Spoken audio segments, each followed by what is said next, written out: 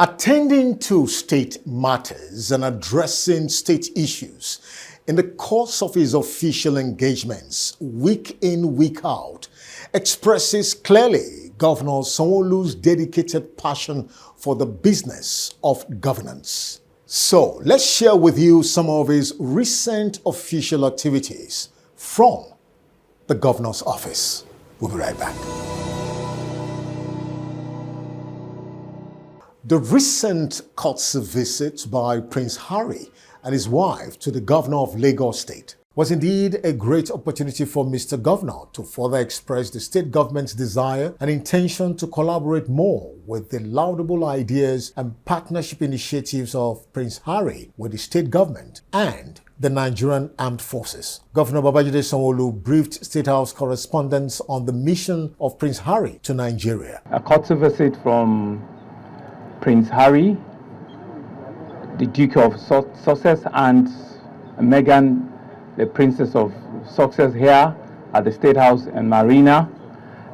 They are on a private visit to our country, and their stopover includes Lagos. They've had one or two activity earlier today, and we're honored to have received them at the State House here and Marina.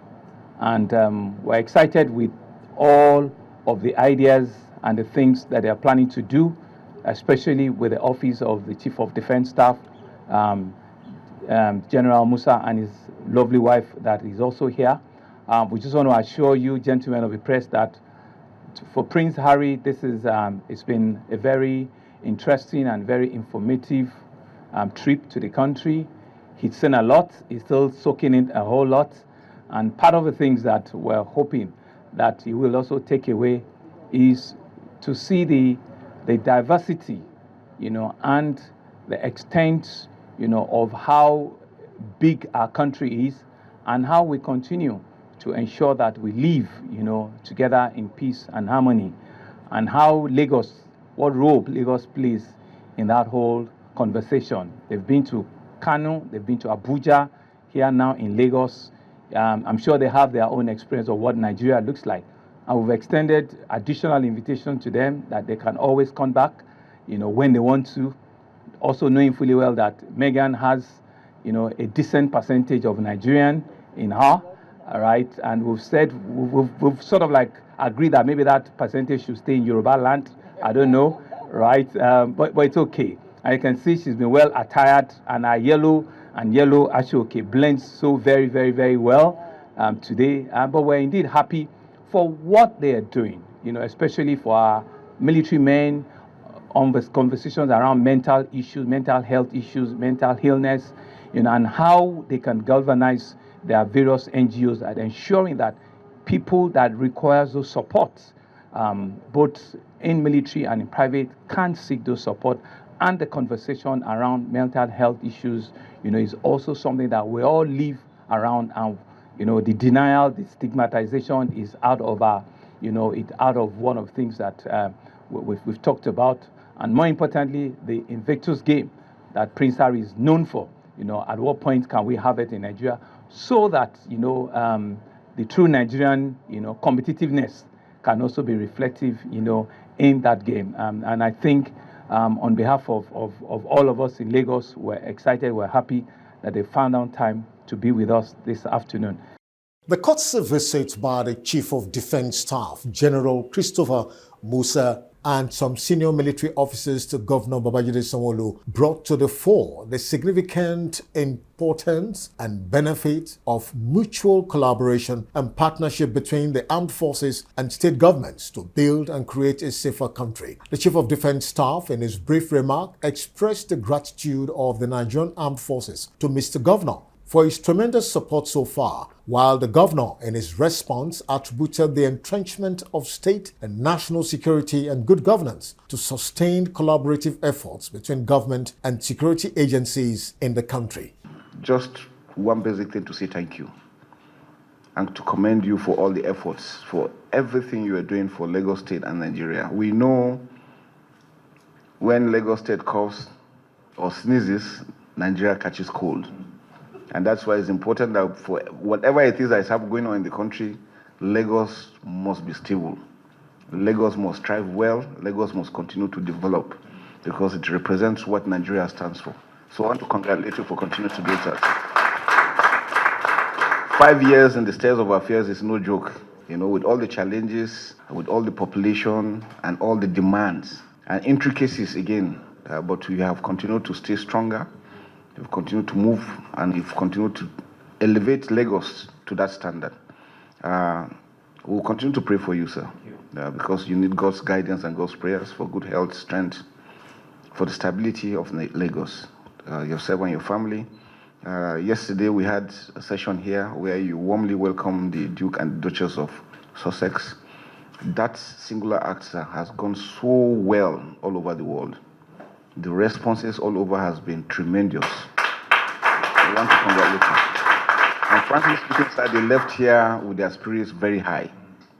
Initially when they were coming, they didn't really understand how the situation was going to be. But what they received from what they started in Abuja and what you did here, sir, throughout yesterday when we were together before they left back for Abuja, and they've just been so happy. They feel highly honored and privileged. They say we should convey their greetings to you and to tell you that Nigeria is home to all of them, and they will continue to come here and continue to partner with us. Thank you very much, sir. Again, to also appreciate you for what you are doing for members of the armed forces and other security agencies. And like I said, Lagos must be secured, and you are doing that very, very well. I want to say a very big thank you. Both members of the armed forces, the other security agencies, everybody, because we interact with them daily to see what are the situations on ground. And it's been very, very positive. We want to appreciate you for your professionalism, for your commitment, for your sacrifice, because it takes a lot of sacrifice to continue to achieve that. Recently, again, you, as part of your relationship with the armed forces, the resettlement center at Oshodi, the 50 hectares that you gave them for agriculture, for waste management, and for renewables. That is the future. Nigeria without agri is no Nigeria. We tell people you can have all the nuclear weapons and everything. If you don't eat, you can't even operate them. So that's why food and agriculture is most important. So we really appreciate you. For us as a government, we know too well what are the challenges. We understand that we're in government to serve the people. We're in government to ensure that life becomes a lot more meaningful. Life becomes in a lot more, like what we say, it should be the greatest good for the greatest number. Let us use governance, as a tool for development that is centrally driven by people's interest, and I think that vision sits very well with what you have also said. You've had an armed forces that is also, people-centric. So you could see the commonality of our leadership is to serve our people, is to ensure that we're in position of leadership to render those service to our people, be it in the political executive arm, be it in the military or defense formation. So we have that base commonality, and I want to thank you for having that clear vision as into what we should be doing. And so if that is what we believe in, then we're both on the same path. So what it means is that we should on a continuous basis collaborate. What are those things that our people want for them to have progress? They want to ensure that they can sleep with their eyes closed. They want to ensure that there's security of life and property, which is one of the paramount, reasons why we're in government. We want to ensure that we can create economic benefits. We know no religion, we know no tribe, we know no ethnicity. You're a Nigerian first and foremost, and we must accord you due recognition and respect. And whatever platform gives you that opportunity, that chance for you to live a better life for yourself, for your family, for the nation, the government must be able to assist and support you. But whilst doing that, of course, there will be challenges. There will be issues of people who want to undermine government. There will be people that have criminal tendencies. There will be people that have ulterior motives that will not make those visions realizable.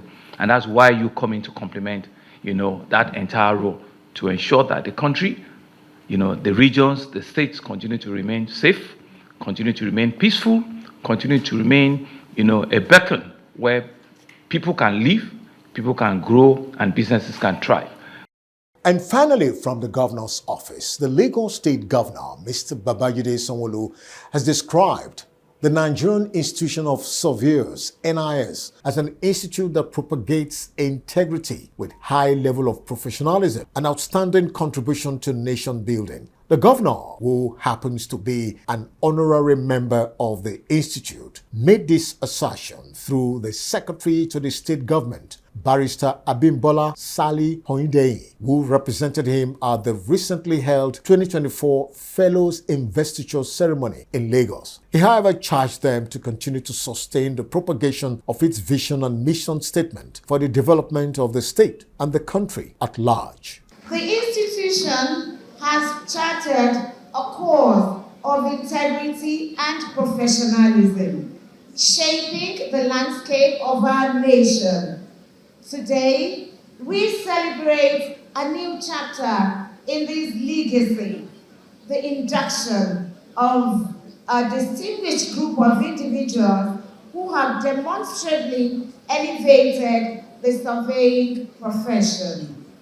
I commend the chairman of the board, Surveyor Dr. Shola Atilola, FNIS, PPSNIS, and the members of the Board of Fellows of the Nigerian Institution of Surveyors for assiduously continuing to further the ideals of the founders of this great institution and ensuring that the Nigerian Institution of Surveyors can boast of a rich history of excellence in the surveying domain.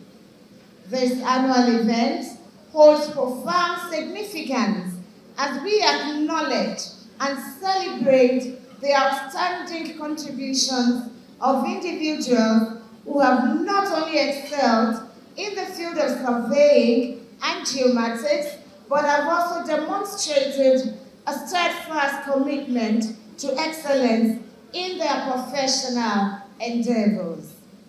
Becoming a fellow of the Nigerian Institution of Surveyors is a recognition of the highest order. It signifies not only exceptional contributions, but also a commitment to upholding the values that define these institutions. Well, do care to tune in to the Governor's Office on the City of Lagos TV show for more updates from the Governor's Office.